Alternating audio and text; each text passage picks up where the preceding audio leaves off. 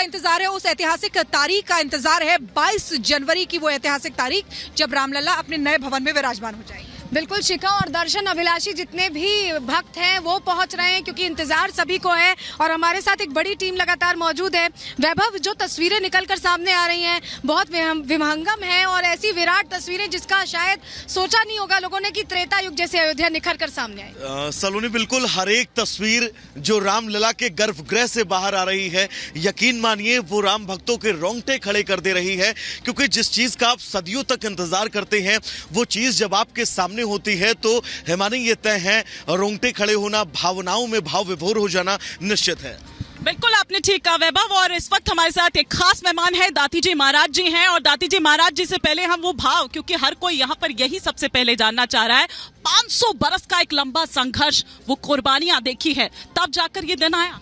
मैं अभी आर भारत की सभी एंकर्स को सुन रहा था, वो मुस्कुराहट को देख रहा था, वो हृदय की एक कंपन देख रहा था कि प्रभु श्री राम के दर्शन के बाद वो जो शब्द है ना, वो आनंद और खुशी के थे। और ऐसे ही आनंद और खुशी का क्षण मेरे साथ है कि मेरे प्रभु राम आ रहे। अयोध्या बदला नहीं, मुझे लगता है अयोध्या त्रेता वाली हो गई है, अद्भुत अयोध्या है और बड़ा आनंद आ रहा, कण कण को छूने का मन कर रहा है और मन प्रफुल्लित है, प्रसन्नित है, आह्लादित है इस दृश्य को देखकर कि सनातन जाग रहा है, सनातन अपनी एक फिजा में खिल रहा है। वास्तव में सनातन को जैसा होना चाहिए आज सनातन वैसा है। लेकिन उसके बावजूद आप तो त्रेता की बात कर रहे हैं, लेकिन वो ठीक है कि कलयुग में तो हम हैं ही, जिस तरह की परिस्थितियां हैं, लेकिन कुछ लोग ऐसे भी हैं जो बार बार इस तरह से कह रहे हैं कि 22 तारीख को स्पेशली अगर बात करें तो कलयुग की शुरुआत होगी, कोई राम राज्य नहीं। उन लोगों के लिए क्या कहें? देखिए, मैं गणितज्ञ हूँ और पूरा राष्ट्र मुझे शनिदेव के नाम से जानता है। वैभव, आप जानते हैं कि मैं दाता के नाम पर बात करता हूँ। मेरा तो ये कहना है कि उन्हें अपना संतुलन सबको ठीक रखना चाहिए, सभी लोगों को। जब मकर राशि में 30 साल के बाद शनिदेव प्रवेश किए तो ये गणना थी कि प्रभु राम एक अद्भुत घटना घटेगी। और मूल त्रिकोण राशि में जब शनिदेव ने प्रवेश किया तो राम मंदिर बना। तो आने वाला जो काल है, क्योंकि शनिदेव जब मीन में जाएंगे तो धर्म की राशि में शनिदेव का प्रवेश है। जो ये कह रहे हैं कि कलयुग, मैं कह रहा हूँ ये त्रेता युग, सतयुग सब प्रारंभ हो रहा है। माधव और श्री राम अलग नहीं है, मैं सच कह रहा हूँ। इस सारी चीजों से बाहर आइए ना, इस आनंद का, खुशी का अनुभव करिए। ये आनंद का क्षण है, इन झंझटों में क्यों पड़े।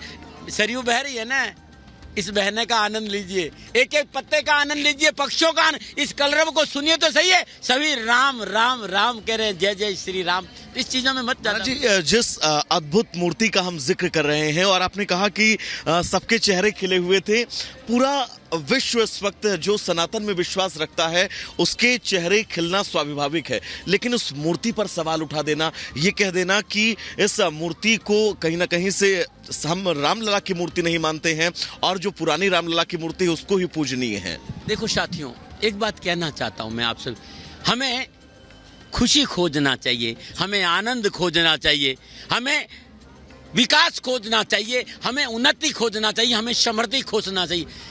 मैं सभी लोगों से कह रहा हूँ, एक बार मूर्ति का दर्शन कर लेना, पता चलना जाएगा कि क्या है। सलोनी जी भी कुछ सवाल करना चाह रही हैं। सलोनी, बिल्कुल, मैं आपसे समझना ये चाह रही थी, आप कह रहे थे आप गणितज्ञ हैं, वाकई आप इसको लेकर इतने ज्यादा लोगों के बीच प्रचलित भी हैं।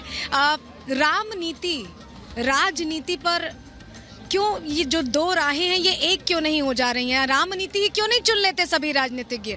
क्यों भगवान का बुलावा कहा जाता है? आप तो जानते ही हैं महाराज जी कि कहते हैं कि जब भगवान बुलाते हैं तभी आप उनके दरबार में आ पाते हैं, उनके धाम में कदम भी आप तभी रख पाते हैं। लगता है भगवान चाह ही नहीं रहे। कुछ भी निष्प्रयोजन नहीं है, हर क्षण हुआ है। पूर्णमिदं पूर्णमदार पूर्णात् पूर्णमुच्यते पूर्णस्य पूर्णमादार पूर्णमेवार।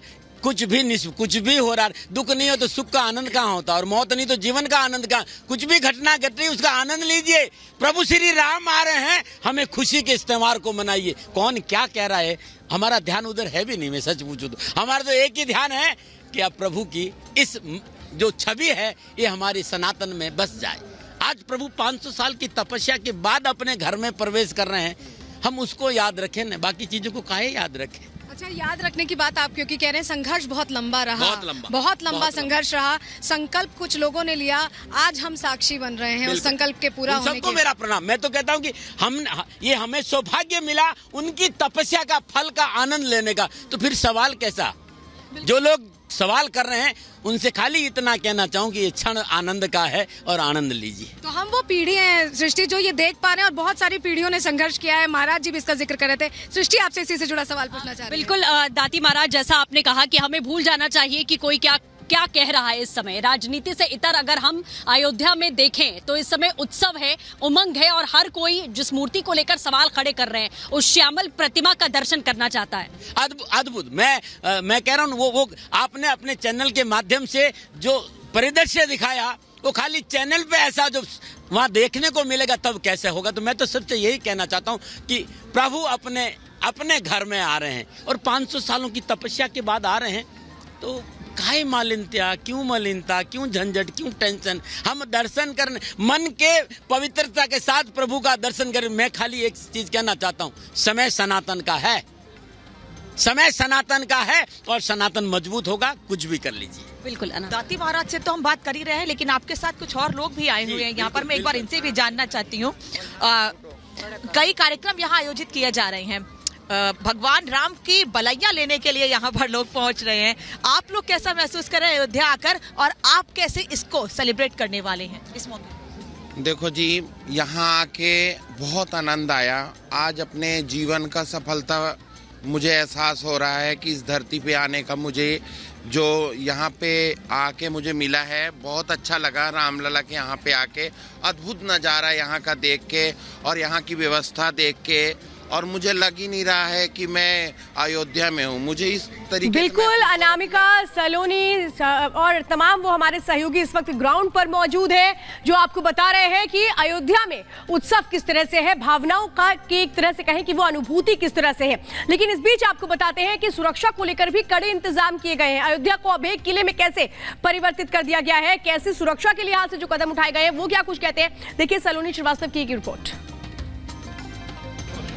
प्राण प्रतिष्ठा कार्यक्रम के लिए दिन पर दिन अयोध्या तैयार हो रही है और आप ये जो मेरे पीछे बख्तरबंद वाहन देख रहे हैं, ये सुरक्षा के लिहाज से अयोध्या में इस वक्त लता चौक पर तैनात किए गए हैं और ये पूरी अयोध्या में सुरक्षा इंश्योर करेंगे। सिक्योरिटी लैप्स कहीं ना हो, कहीं कोई गलती की गुंजाइश नहीं है। ऐसे में ये बख्तरबंद वाहन जो एटीएस कमांडोज हैं उनके साथ तैनात नजर आ रहे हैं और आपकी जहां तक नजर जाएगी, देखिए मेरे विजय अभिषेक आपको वो तस्वीरें दिखा रहे हैं। ये कमांडोज पूरे अयोध्या में एक तरह से सर्वेलांस यहाँ पर सर्वेलांस में रखा गया होगा और आपको अभिषेक तस्वीरें दिखाएंगे। ड्रोन भी लगातार यहाँ पर मूव कर रहा है, एआई सिक्योरिटी यहाँ पर रखी गई है और ड्रोन भी पूरे अयोध्या में यहाँ पर एक तरह से गश्त लगा रहा है। कोशिश यही है कि कहीं भी सिक्योरिटी लैप्स ना हो, क्योंकि देखिए जब प्राण प्रतिष्ठा कार्यक्रम का निमंत्रण गया तो तमाम जो वो वीआईपीज हैं उनको ये निमंत्रण गया है। प्रधानमंत्री नरेंद्र मोदी भी पहुंचने वाले, एसपीजी पहले ही यहाँ पर सुरक्षा इंश्योर कर रहे हैं, लेकिन अब ये बख्तरबंद वाहन पूरे अयोध्या में गश्त लगाने के लिए तैयार है। ATS commandos